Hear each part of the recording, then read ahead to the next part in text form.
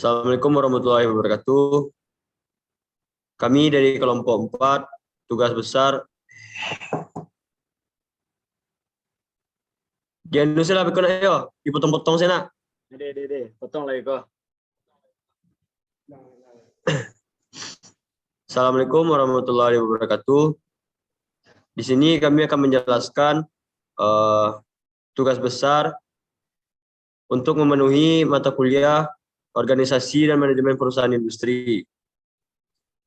Kami kelompok 4 dari kelas TI 1 yang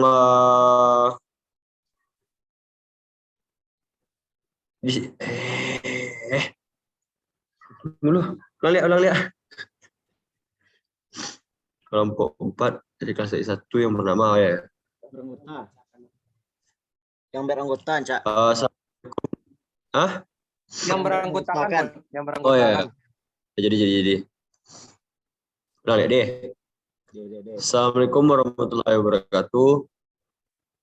Di sini kami akan menjelaskan tugas besar dari untuk memenuhi mata kuliah organisasi dan manajemen perusahaan industri. Kelompok 4, kelas TI 1 yang beranggotakan Muhammad Dio Fitra, Muhammad Soki, Nofriandi Putra, Rahmat Teguh Subakti. Untuk penjelasan dari tugas besar ini, mungkin langsung saya serahkan kepada teman saya, yaitu Muhammad Soki. Kepada Muhammad Soki, silakan.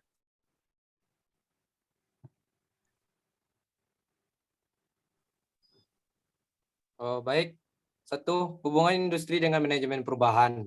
Manajemen perubahan adalah sebuah proses dan pendekatan terstruktur dan sistematis yang digunakan untuk membantu individu, tim, maupun organisasi dengan menerapkan pengetahuan, sarana, dan sumber daya untuk merealisasikan perubahan dari kondisi saat ini menuju kondisi baru yang lebih baik secara efektif dan efisien guna memperkecil dampak dari proses perubahan tersebut.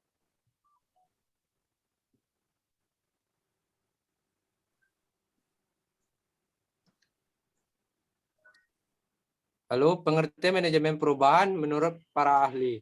1. Holger Neuheimer tahun 2007 menggambarkan change management sebagai proses, alat, dan teknik untuk mengatur proses perubahan pada sisi orang untuk mencapai hasil yang diperlukan dan untuk merealisasikan perubahan secara efektif melalui agen perubahan, tim, dan sistem yang lebih luas.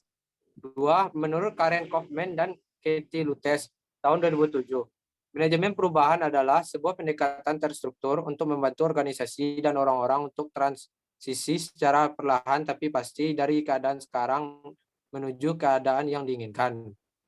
Baik, selanjutnya akan dibacakan oleh teman saya, Putra.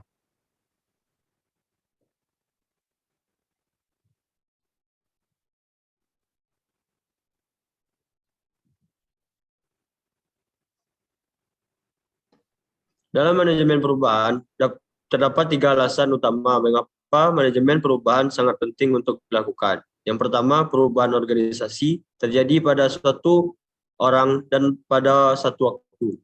2. Mengakibatkan perubahan orang dapat memberikan dampak yang besar. 3. Manajemen perubahan dapat meningkatkan kemungkinan keberhasilan. Manajemen perubahan PT Indofood yang terjadi di PT Indofood. 1. PT Panganjaya Intikusuma didirikan pada tahun 1990 yang merupakan cikal bakal terbentuknya sebuah perusahaan besar di Indonesia yang sekarang bernama PT Indofood Makmur Sejahtera Tbk. Makmur Sejahtera Tbk, perubahan nama perusahaan ini dimulai pada tahun 1994. Perusahaan ini bergerak pada industri pangan di Indonesia yang memproduksi beragam makanan dan minuman yang beredar sampai saat ini, dengan bertujuan untuk memperluas perusahaan mereka lebih besar dan menjadi pelopor pangan terbesar di Indonesia.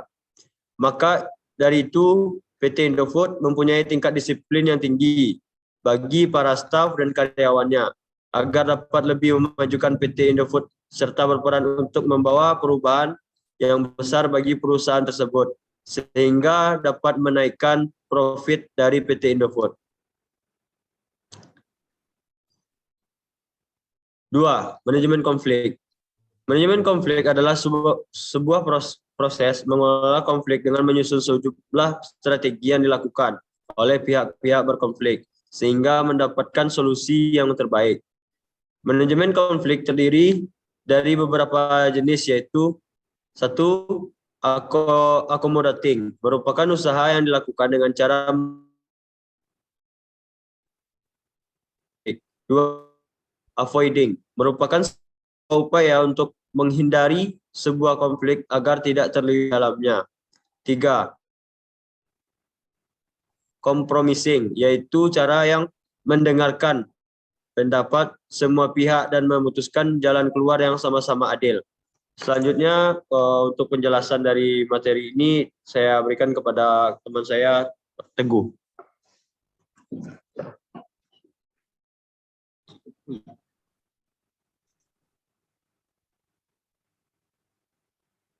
Kasus manajemen konflik PT Indofood yaitu peningkatan gaji karyawan. Dari kasus yang terjadi, solusi yang dilakukan oleh PT Indofood adalah dengan melakukan metode mediasi, di mana konflik terjadi antara pengurus atau manajer dengan para pekerja yang memperjuangkan hak mereka untuk mendapatkan peningkatan gaji melalui cara mogok kerja dan demonstrasi. Dengan melakukan negosiasi yang dilakukan oleh manajer dan dengan perwakilan buruh menghasilkan hasil yang adil.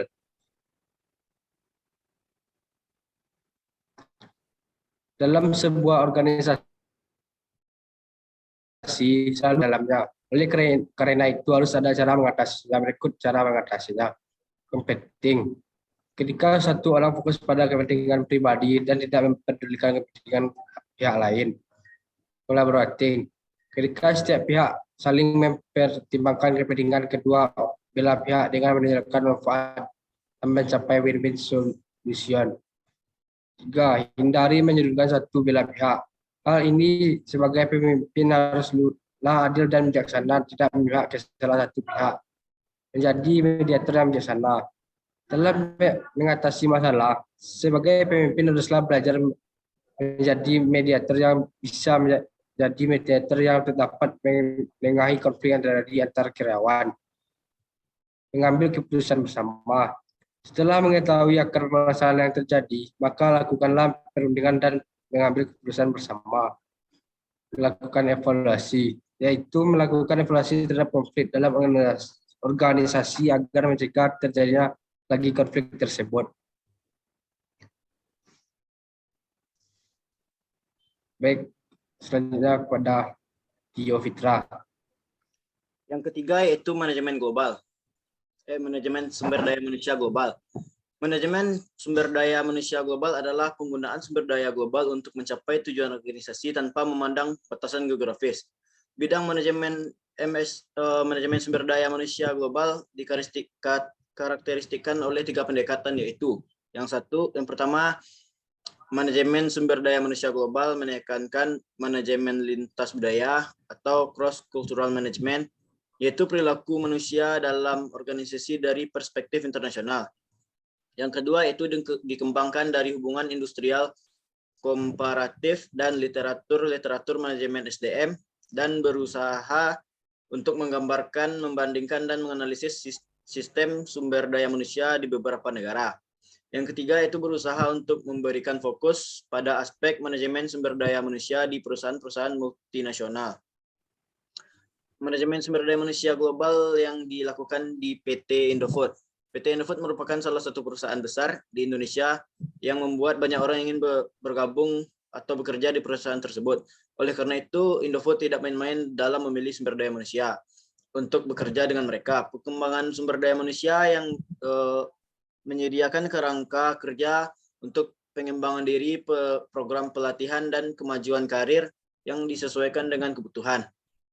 Dengan adanya pelatihan atau training tersebut, maka perusahaan telah ikut serta dalam mengembangkan karir karyawan, baik secara langsung maupun tidak langsung melalui program pelatihan dan pendidikan tersebut. Hal ini tentu saja akan menambah keahlian dan dapat membuka kesempatan berkarir yang lebih tinggi bagi karyawan, sehingga hal ini perlu dilakukan oleh perusahaan yang ingin meningkatkan mutu sumber daya manusianya demi kemajuan perusahaannya.